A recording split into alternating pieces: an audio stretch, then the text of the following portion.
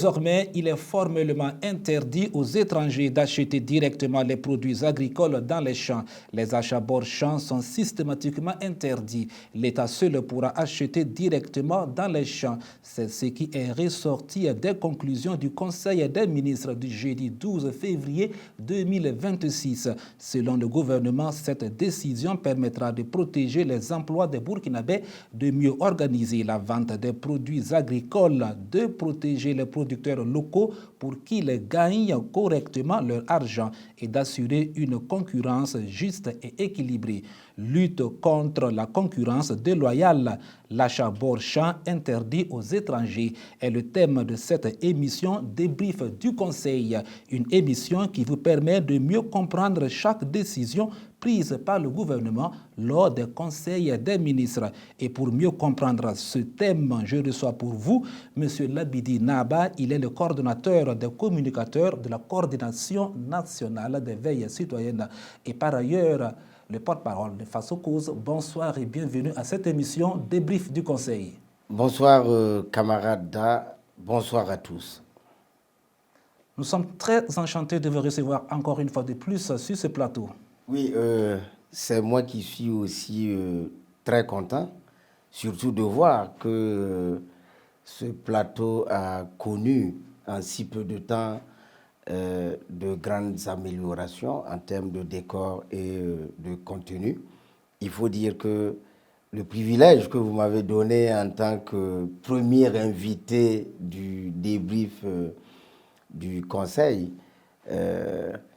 ne fait que produire justement ces prouesses. Ces prouesses. Voilà. Alors, merci d'être venu. Merci, c'est toujours un plaisir pour nous. Bonsoir à vous, mesdames et messieurs. Merci de nous suivre sur Kaziba TV. Alors, monsieur Labidi Naba, vous avez suivi avec nous tous le Conseil des ministres du jeudi 12 février. Des grandes décisions ont été prises.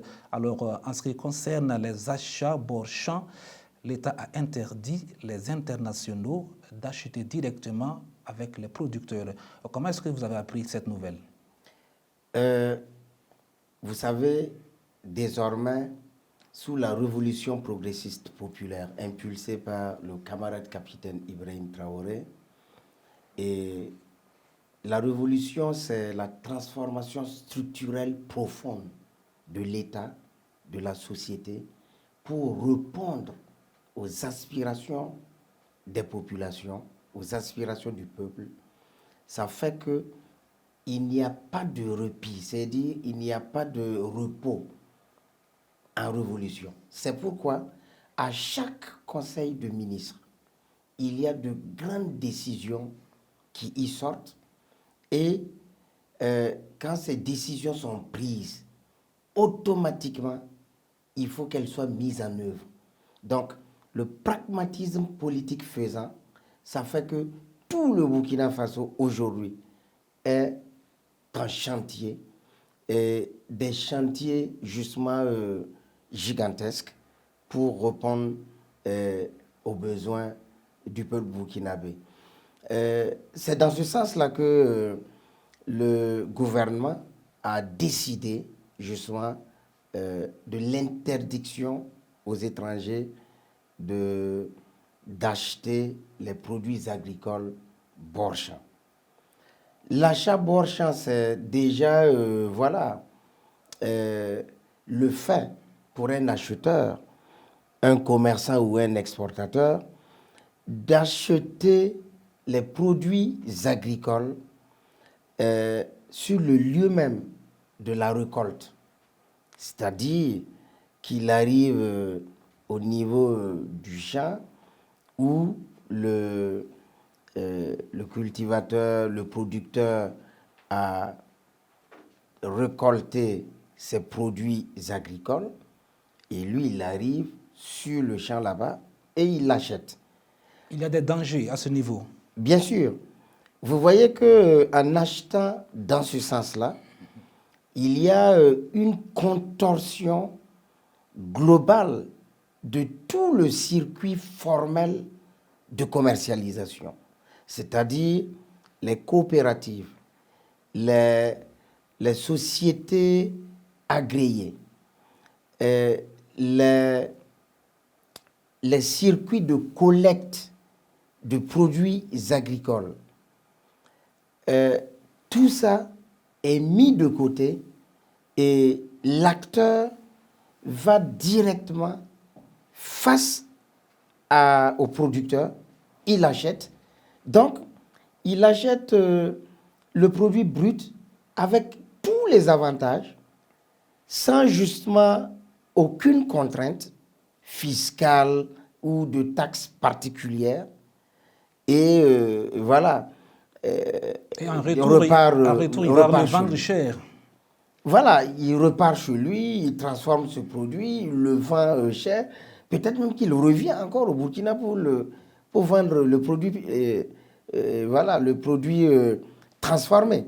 Donc, c'est dire que la possibilité de l'achat bord-champ n'existe que dans les pays qui n'ont pas de vision, dans les pays qui ne se soucient pas de travailler à consolider les différentes filières agricoles, les pays qui n'ont justement aucun dédain pour le travailleur et pour toute la chaîne de transformation qui justement devrait, qui intéresse justement ce produit agricole-là. Alors, c'est une décision qui ne va pas plaire aux agriculteurs internationaux, aux acheteurs internationaux qui viennent ici. Alors, cette décision du gouvernement, alors, quel est le message que la décision cache derrière? Qu'est-ce que l'État veut préserver? Déjà, vous savez, quand un pays décide de travailler à élever en termes de prospérité économique son pays, quand les dirigeants se lancent dans cette dynamique, ça va faire des gorges chaudes pour tous ceux qui étaient dans ce système qui leur permettait de ponctionner, d'acheter voilà, des produits agricoles bord-champ ou de faire toute autre chose sans payer des taxes, sans justement payer des charges fiscales et tout. Ils auront des gorges chaudes. Ils ne seront pas contents. Mais que cela en soit ainsi, le plus important, c'est ce que les Burkinabés doivent gagner. C'est ce que le Burkina Faso doit gagner. Et donc, c'est déjà dire que cette décision-là, le gouvernement cherche à établir, à consolider véritablement la souveraineté économique de notre pays. Le gouvernement cherche à valoriser les produits locaux. Le gouvernement cherche à ce que les usines de transformation qui sont mises en place aujourd'hui au Burkina Faso ne manquent pas de matières premières pour transformer justement, pour les transformer et les mettre à disposition du peuple burkinabé.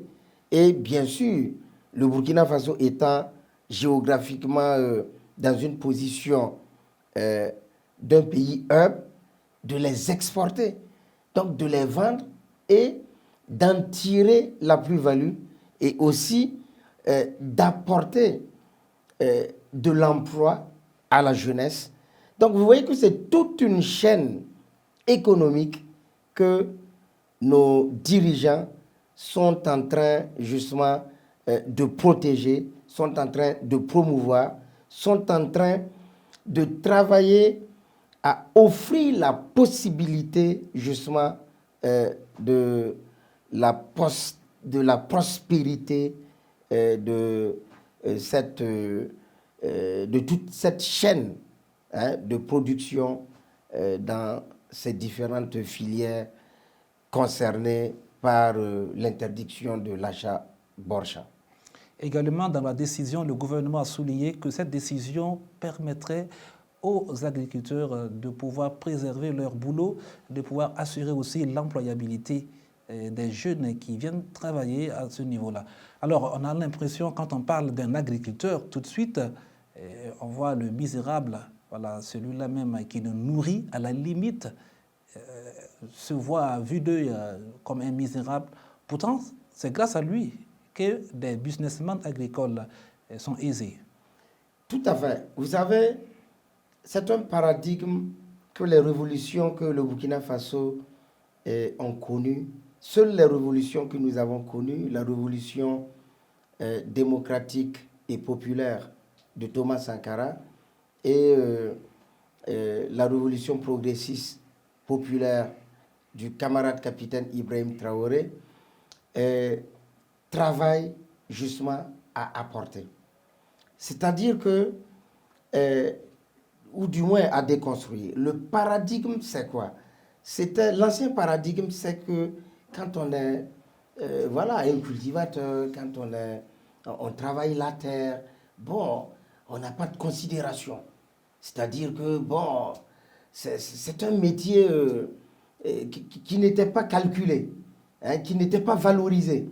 Ce qui est valorisé, c'est bien sûr, voilà, être dans un bureau, avoir voilà, un certain accoutrement, je ne voudrais pas donner de détails ici, avoir un certain accoutrement, le bic, le calepin, pour ne pas dire que ce n'est pas mauvais ça aussi, mais il ne faut pas jeter en pâture nos cultivateurs, parce que c'est de la terre, et le camarade capitaine Ibrahim Traoré le dit, au Burkina Faso, tout pousse au Burkina Faso. Et c'est par la terre que toutes les grandes nations sont là où, justement, elles sont. Aux États-Unis, par exemple, c'est 5% de la population qui arrive à cultiver, à se nourrir, à nourrir le reste des Américains et même à importer une grande quantité de leur production à l'étranger. En Chine, c'est relativement aussi beaucoup plus considérable voilà, en termes de taux.